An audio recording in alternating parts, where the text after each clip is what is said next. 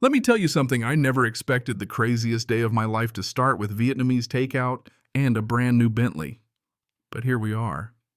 You ever buy something so nice, so expensive, you kind of hold your breath just driving it? That was me easing my navy blue Continental GT through the gates of Westlake Heights, a place where the sound of the security gate hissing open just screams old money. I'd worked my whole life for this, sold two companies, finally cashed out, and bought myself a penthouse with an ocean view, paid in full.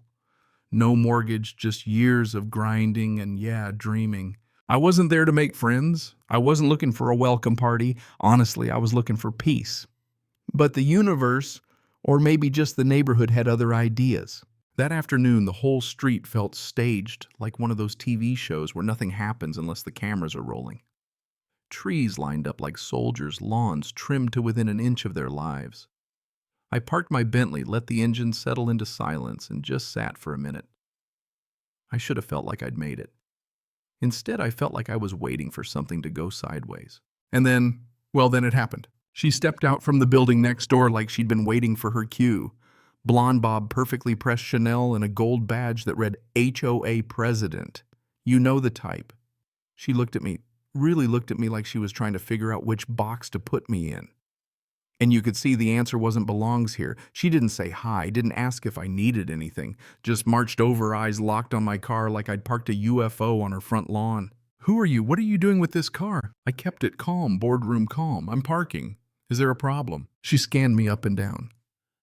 This car doesn't look like it belongs to you. Do you have proof of ownership? The words landed hard like she'd just dropped a stack of bricks on my chest. Let me back up a sec. I grew up learning how to swallow anger, how to stay cool when people underestimated me or questioned if I belonged. That moment, though, the old burn came up slow and hot. Still, I said, I'm a resident. I just moved in. Penthouse 7A. Bought this car last week. Dealership's paperwork's inside if you want to see it. Through proper channels. But that HOA badge on her sweater must have felt like a sheriff's star because she doubled down. I need to see your registration. Now. No, you don't. This is my property. I don't answer to you without proper cause or procedure. And that's when she pulled out her phone. Not to call a friend or take a cute dog pic. No, she was dialing for backup. We've had luxury car thefts. You need to cooperate or I'll have to take further action. I saw the security camera on the building recording everything and made a mental note. If this went where I thought it was going, I'd need that footage. She went full Karen, then raising her voice to the street. Everyone, I think we have a serious problem here. And boom, the neighbors started to gather.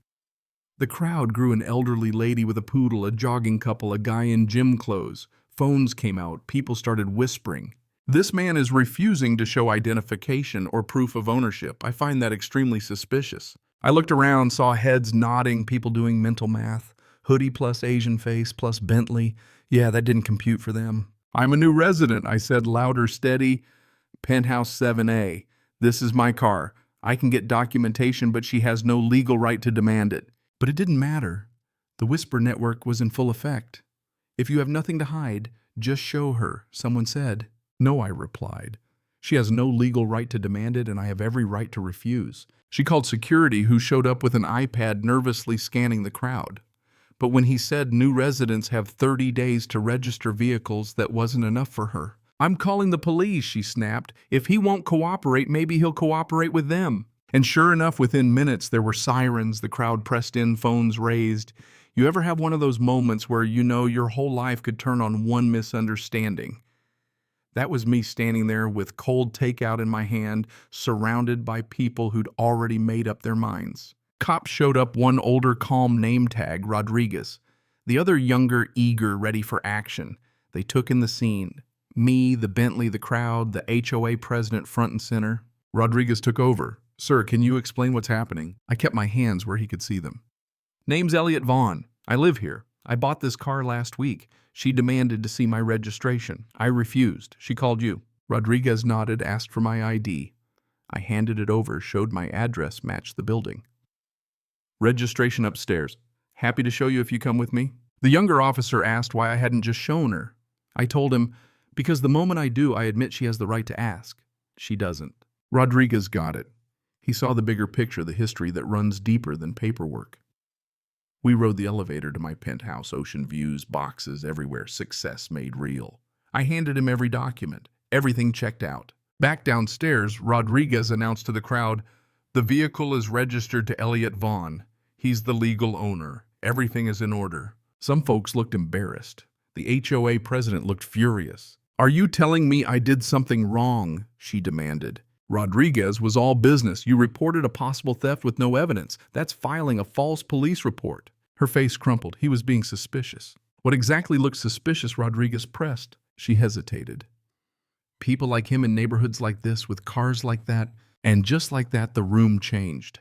The young woman with the phone said, "Oh my God, she actually just said that." People started to walk away. Dalton, an older resident, stepped up. "Vanessa, maybe you should stop talking. Call your lawyer." Rodriguez turned to me. "You want to press charges?" I looked at the crowd, at Vanessa, at the faces shifting from suspicion to shame. I thought about all the times I'd been in her position, powerful, making decisions. But I'd always tried to be fair. "I want to think about it." Rodriguez nodded, handed me his card. "If you change your mind, let us know." The crowd thinned. Vanessa stood alone. Mascara smeared her authority in pieces. I approached her. "You could have just shown me," she whispered. I shook my head. "You could have just treated me like a human being." Later, with my assistant Leah's help, I presented every document, every receipt. Even the Forbes article about my company's sale to the remaining neighbors on camera. Dalton spoke up, exposing years of similar incidents. It wasn't just me. The pattern was there, undeniable. At the emergency HOA meeting, I laid out everything. Emails, security logs, stories from other residents, most of them people of color. Vanessa couldn't defend it. The board voted to remove her. I called for policy changes, mandatory bias training, a diversity committee, real transparency. They agreed. The next morning I found Vanessa packing up her office. We talked awkward, honest, painful. She asked why I didn't just show her. I told her, "Because if I do, I teach you your suspicion was justified, and I'm not doing that for the next person who looks like me." She asked, "What happened now? Would I sue, press charges? Ruin her?" I told her I wanted change, not revenge. Take the class, apologize, actually learn from it. She agreed, tears in her eyes. 2 weeks later, new policies were in place. Dalton was HOA president. Vanessa made a public apology, real raw, admitting what she'd done. The community was changed. Not perfect, but changed. That day, as I finally unpacked the last of my boxes, I realized the real victory wasn't just clearing my name or keeping my car. It was demanding respect, pushing for change, and giving someone the chance to do better. Not because she deserved it, but because if I chose vengeance, I'd be just another person using power to crush someone else. Maybe, just maybe, change is possible even for people like Vanessa. And that's a legacy worth fighting for. Not just for me, but for everyone who comes after. So let me ask you, if you'd been in my shoes, would you have pressed charges?